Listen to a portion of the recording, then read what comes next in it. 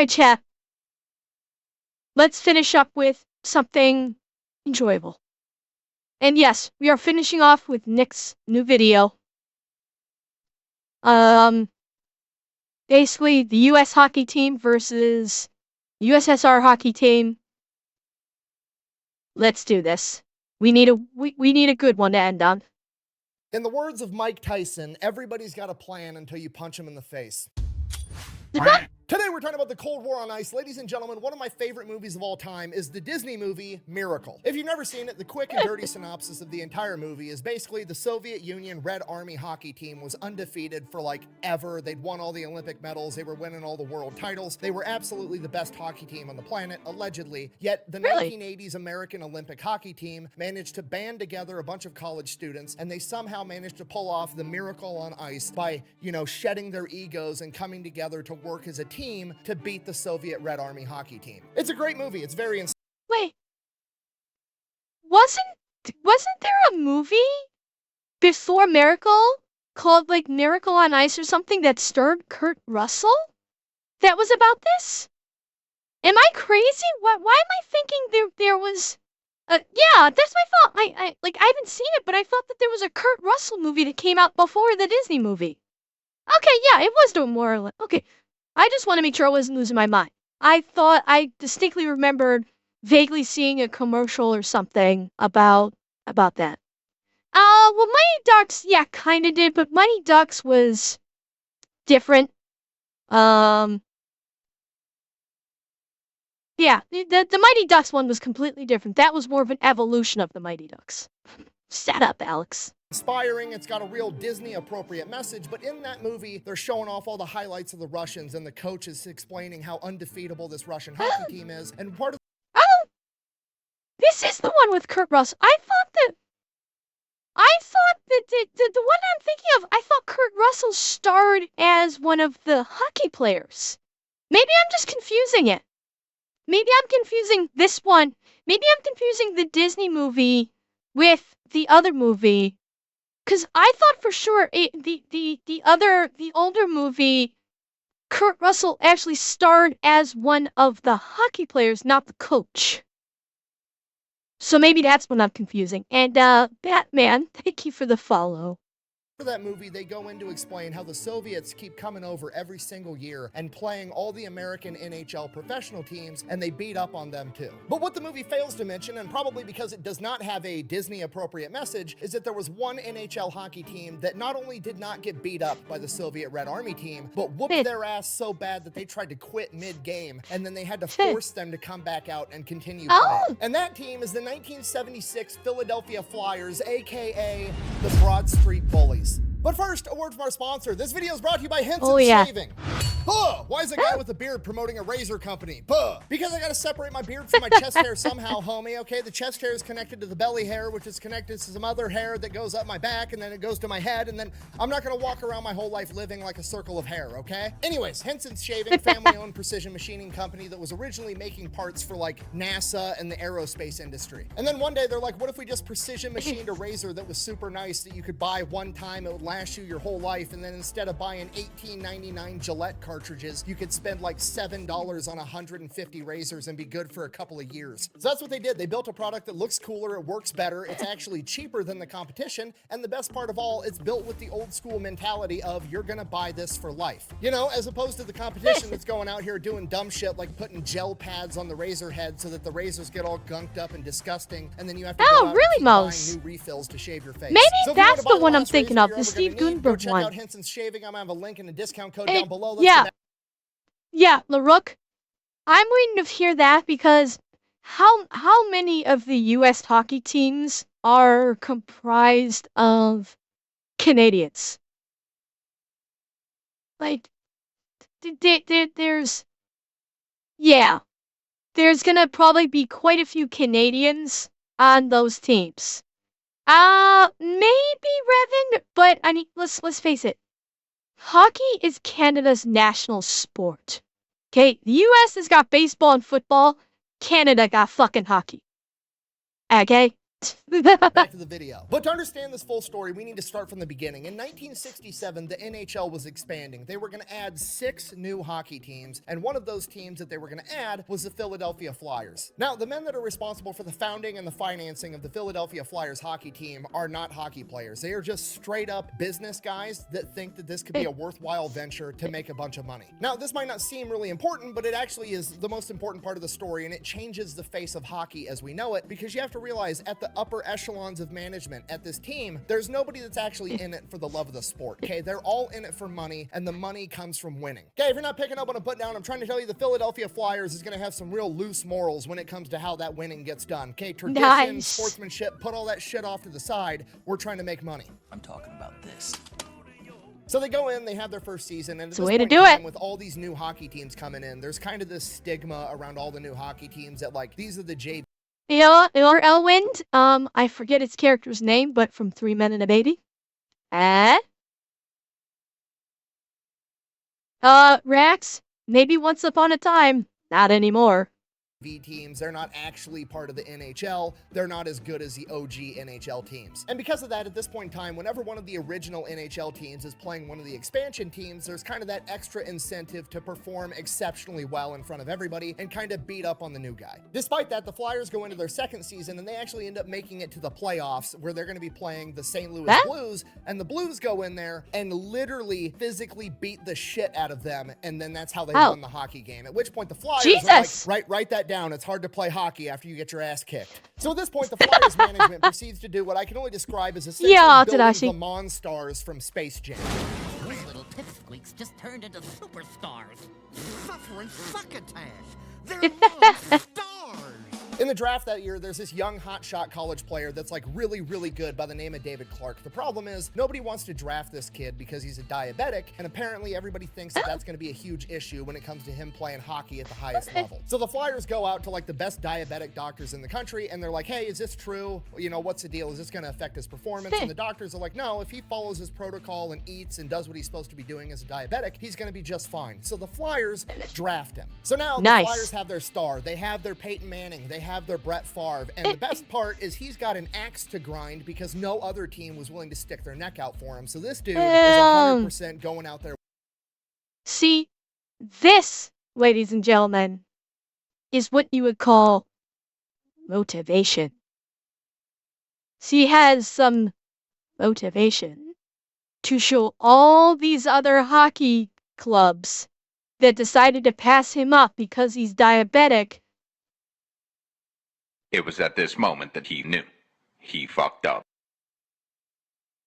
With a point to prove. So now the Philadelphia Flyers have their star. They have the heart of the team. They have their skill player. What are we going to do next? We're going to treat him like he is an NFL quarterback, and we are just going to build an offensive line to protect him. They go out and hire what I'm going to describe as the 4 horsemen of violence. Now, I'm going to go ahead and read out some of their stats. Bear in mind, these are career stats, and their careers aren't over yet. So these are not the stats that they have at the current time that they're being brought in, but this is going to give you an idea of who these men are. Also, important context, if you don't know anything about hockey, when you get penalty minutes in hockey, it's essentially you get taken off the ice and you have to go sit in a penalty box and you're not allowed to play for a certain amount of game time, which, as I'm sure you can imagine from like football or any other sport, you know, if your star running back gets penalized and he's not allowed to play for 3 minutes of game time, it can drastically shape the entire course of the game. So penalty minutes are a big deal. So with that in mind, our first horseman is Andre the Moose DuPont, coming in at 6 foot, 200 pounds with 1,191 minutes in the penalty box. Then we got Don Selesky, aka Big Bird, coming in at 6'3", 210 pounds with 1,129 career penalty minutes. And then we've got Bob Kelly, aka Can I just say, Andre the Moose DuPont, guarantee he was Canadian. I guarantee you, this guy is Canadian. I know nothing about him, but the fact that he's called the Moose and his last name is DuPont, he's a Canuck. I can almost guarantee you this. The Hound, coming in at 5'10", 185 pounds with 1,454 career penalty minutes. I'm gonna have to eat every fucking chicken in this room. You're gonna die for some chickens. Someone is. And then we have our headliner, David Schultz. Okay. Chat, I need someone to do a very quick Google search. Okay? Andre DuPont. Don Selesky, Bob Kelly, and Dave Schultz. I want countries of origin for them, if you please. Schultz, aka the Hammer, coming in at 6'1", 180. Called it. Fucking called it. Fucking called that. How about the rest? Hell, Canadian. Boom. Next. Next. Schultz I could see being US. Who's next? Come on, make me happy. Schultz is Canadian. Yes. Next. Next. We had, let's see, we had Kelly DuPont. Selesky. How about Don Selesky? Big Bird.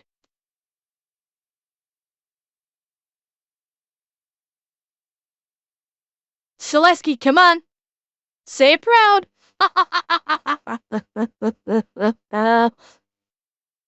Are we seeing a pattern here, chat? Do we see a pattern yet? Mm-hmm.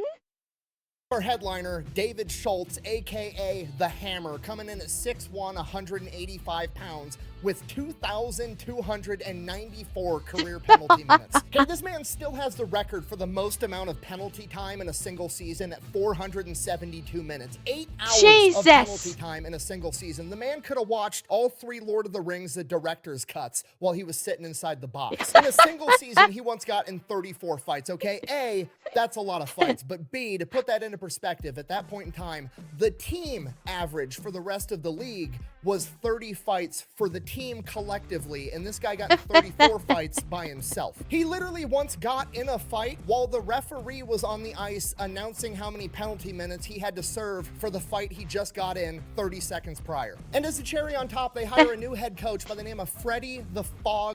Cheating? Sam, fighting is part of hockey. That's part of it. This is like it is a core staple of hockey. So fighting is not cheating in hockey.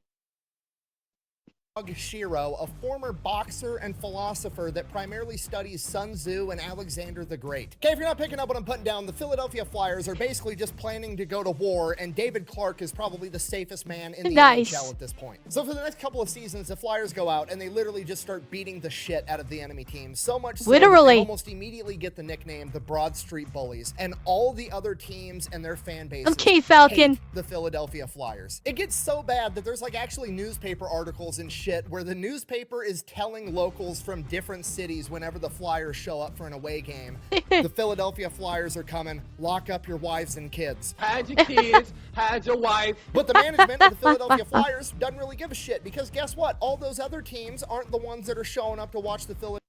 Yeah, Tornado. Big shock. The majority of the team is Canadian. Big shock. Like, that's the thing. Canada does have its own hockey league, but the NHL is bigger and makes more money, and therefore a lot of the really big Canadian hockey players will go into the NHL versus I think it's the CHL is Canada's version, but Canada's version is much smaller. It's only televised in Canada, whereas the NHL is broadcast like worldwide. So it's, the majority of US hockey teams have Canadian players. Flyers doesn't really give a shit, because guess what? All those other teams aren't the ones that are showing up to watch the Philadelphia Flyers game, which is how they make money. The Philadelphia Flyers end up winning more and fighting more, which guess what? Both of those put asses in seats, and that makes money, and that's the entire goal. During this time, the Flyers end up having winning seasons every year. They have their first successful playoff series, and Philadelphia falls in love. By the way, point of note, you notice a particular piece of gear that is absent on every single fucking player on the ice right now? Huh? Not a single fucking one of them wear helmets. And the goalie does not have a face mask. Definitely a different time.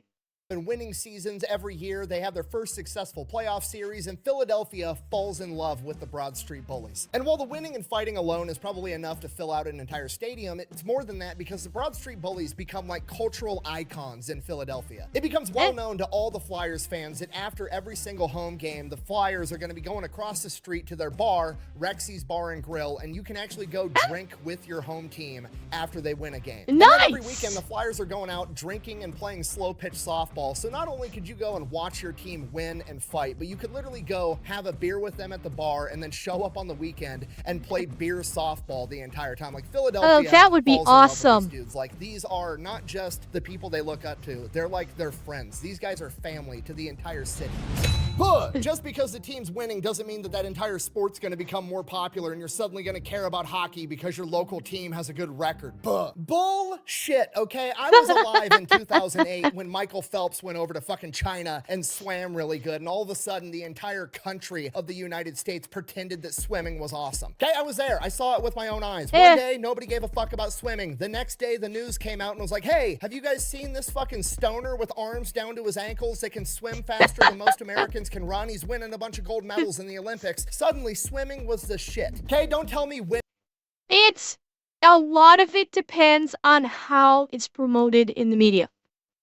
If the media did not promote Phelps, nobody would have given a shit. He would have been just another gold medal.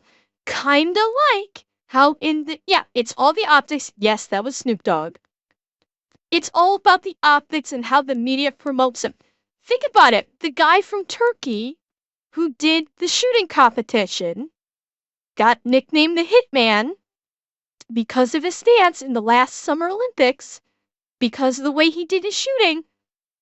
Optics. He was promoted in media and social media as being a complete badass, and all of a sudden people got interested in that sport. The whole fucking thing with Ray Gun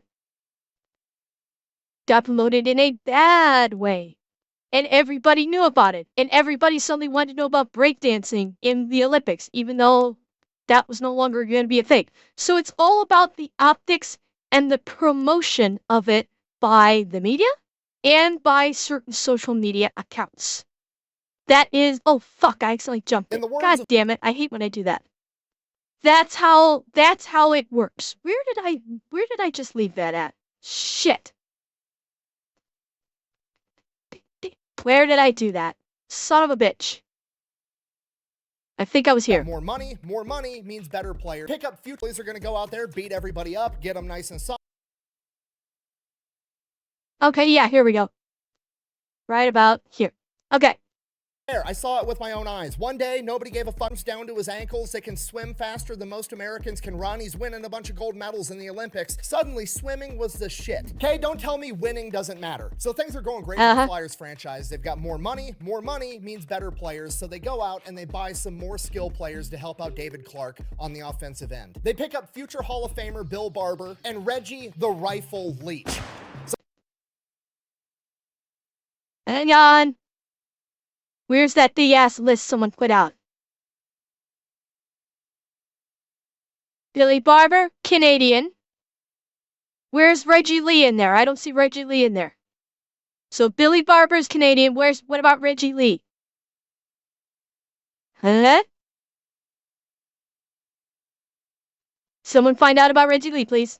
So now the Broad Street Bullies are going to go out there, beat everybody up, get them nice and soft. These guys are going to go in, score a bunch of goals. It's almost a perfect plan. They just have to make sure that nobody scores goals on them. So they go out there and they pick up future Hall of Famer, legendary goalie, Bernie Perreault. I cannot stress to you how good of a goalie this guy turned out to be. It became a saying in Philadelphia at this point in time that only God saves more than Bernie Perreault. So they've assembled the dream team to go out this next season and they crush absolutely everybody. They get 50 wins. They have 103 fights, 1,750 250 penalty minutes. They end up winning the Stanley Cup. Next season, they go out, they Nice. do the exact same thing, even harder. This is a season where David the Hammer Schultz gets 34 fights and sets the record for the most penalty minutes. They go and win the Nice. Stanley Cup again 2 times in a row. Now, that happened in May of 1975, and in 1975, it's kind of this period of cooling down for the Cold War, right? The Vietnam conflict has come to an end completely. Thank you, Tornado. The space race is over. Like, things are kind of improving, so to speak. There's still a lot of issues. There's still an arms race going on, but like tensions are lower than they have been in decades. And because of this, the governments of America and the Soviet Union allow the Soviet Red Army hockey team to come over to America to have some exhibition matches with professional NHL teams. These are not treated like exhibition matches, okay? These are the most important games on the planet right now. This is capitalism versus communism on ice. And the Soviet team is absolutely stacked. Every single person on this team has at least one, if not multiple, Olympic gold medals. They all have like 5 or 6 world championship titles.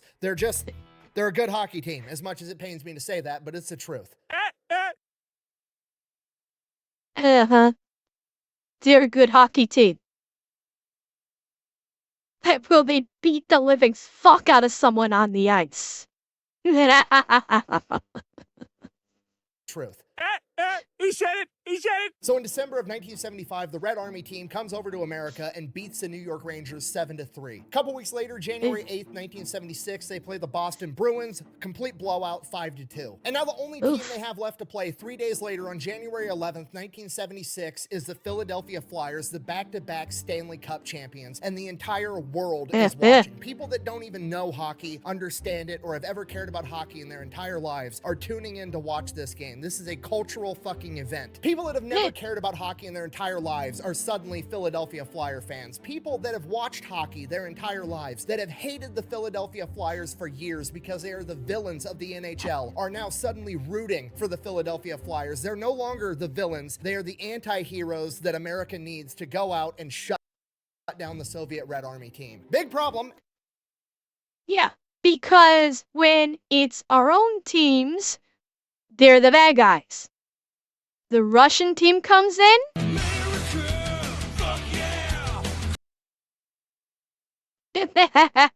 Elephant in the room, Bernie Perot, our goalie, is hurt and he's not going to be able to play this game. We're running on the backup goalie. What are we going to do? Coach Freddie Dog Shiro realizes that the Soviets skate and move and play the game different than any NHL team, right? NHL teams is like, stop, go, do this. The Soviets are moving constantly. They're always circling. They're constantly skating. They're always compared to being ballerinas on ice. So Freddie says, here's a strategy. Rather than chasing the puck like we normally do, we're going to chase them instead. We're going to put so much pressure on them that they can't do all this pretty ballerina on ice bullshit. Basically, we're going to play like the Soviets play, but more violent, and in doing so, we're going to drag them down to our level. Violence is not the answer, it's the question. The answer is yes, okay? It makes perfect sense. If we control the puck the entire time, they're not allowed to shoot. It doesn't matter who we have guarding the net. Do you know what's better than having really good body armor and getting shot? Not getting fucking shot. If we win, I'm going to be sky high, and if we lose, I think it'll be worse than dying. So the Red Army and the Flyers both take to the ice. The Red Army team's all pretty. They have matching, pristine uniforms. They've got their little helmets on. The Philadelphia Flyers come out there,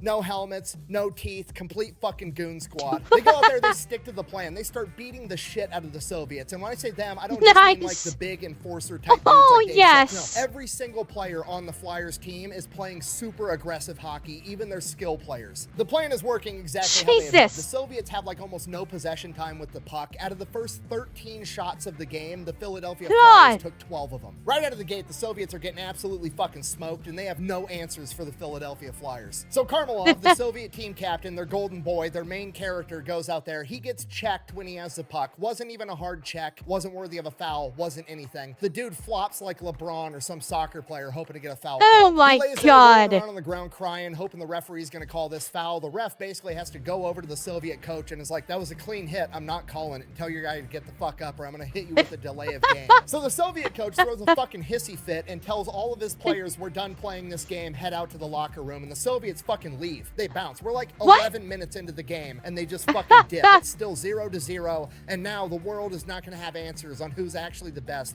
at playing hockey. Now nobody knows what's going on. Minutes are going by like hours. Like, is the game over? Should I go home and try to beat the traffic out of the stadium? Like, what's the deal? And the NHL commissioner, Clarence Campbell, is like, okay, hold on. In a moment of genius, he hates the fucking Philadelphia Flyers, by the way, but he's rooting for him right now and he wants this game to continue. Yeah. Yes. They Pick your choice of descriptor. They either rage quit or they bitched out. Pick your descriptor. I'm gonna say they bitched out. I'm not even gonna say they rage quit. They just bitched out. Okay? They're just like, I don't want to be up anymore. I want to go home. So he's like, okay, they're communist. They want a moneyless, classless, stateless society. Fuck it, let's put that to the test. He goes to the locker room and tells the Soviet coach, I'm not going to pay you guys the 200 grand you were supposed to get paid for this series unless you get your fucking ass back out on that ice and play hockey. Based. Fucking based. Yes. Hell yes. This is how you fucking do it.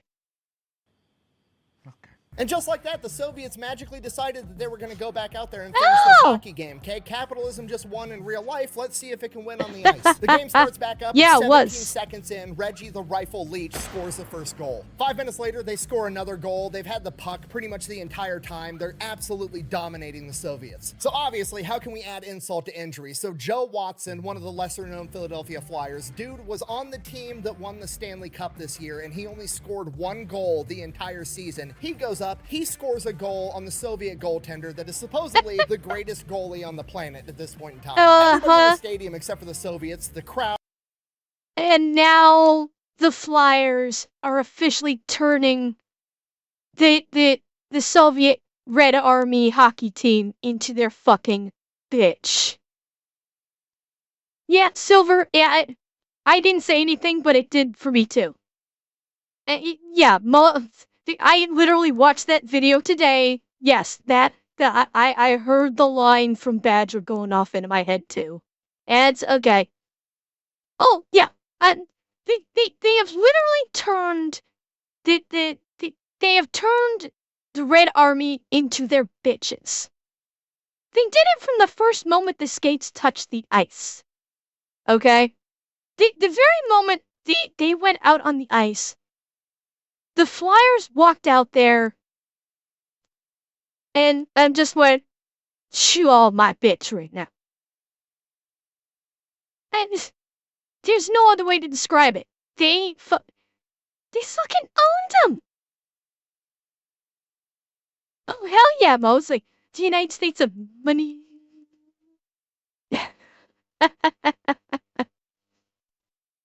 Well, I mean, it's a question of did they want it more? Or did the Flyers basically want to prove a point? That's the question. Now, it's them wanting it more is absolutely possible. Yeah, both I think would be accurate. To say they wanted it more and they also were proving a point / making a statement. Absolutely.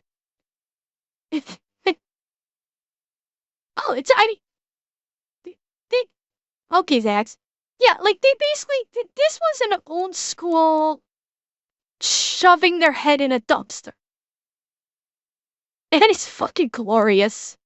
The Flyers themselves goes absolutely fucking nuts. He goes back up to the bench and Freddie the Fog tells him, you just set Soviet hockey back by 20 years. After that, the Soviets do manage to squeak 1 goal in there past the Flyers, so they immediately return the favor, scoring a 4th goal. The game ends 4-1. The Flyers dominated the entire time. The Flyers took 49 shots and the Soviets only got to take 13. In the post-game interview, David Clark, the captain for the Philadelphia Flyers and the MVP that year, rolls up, no helmet, no front teeth, and says, just so we're all on the same page, this doesn't prove that North American style hockey is better than Soviet hockey. This proves that the Philadelphia Flyers are better than their best. And that's probably why Disney didn't want to cover this in the movie. It's not the heartwarming, inspiring little tidbit about, oh, it's not about winning or losing, it's about how you play the game. No, this is a story about how sometimes violence is effective and being the bigger bully fucking works. Thanks for watching. Best way to support the channel is go buy some merch over at thefatelectrician.com. Quack bang out.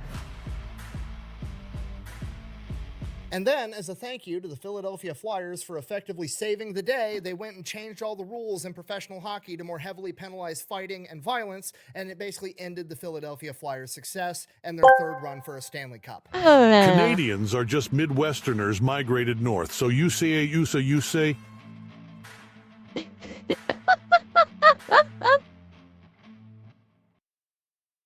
You wish, Rebin, you wish. Oh my God, that was beautiful. That was beautiful. We needed that.